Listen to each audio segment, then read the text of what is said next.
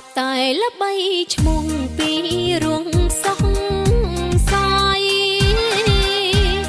ខំស្គាល់ពីឆ្ងាយបំណងប្រាថ្នាចង់ស្គាល់ចង់ដឹងប្រវត្តិសាវតាគ្រីវងសីមាដែនកម្ពុជា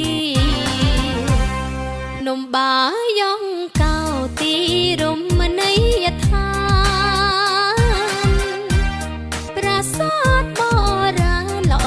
អិនកេតនីព្រះនាងសង្ក្រអូបឆោបស្រងសោភីអុជធូបបូជាសុំពរប្រងព្រំធម្មជាតិខៀវខ្ចីព្រៃដងជុំចិត្តកយគុណពីនិតពីកំពូលភ្នំពណ៌លឿងដ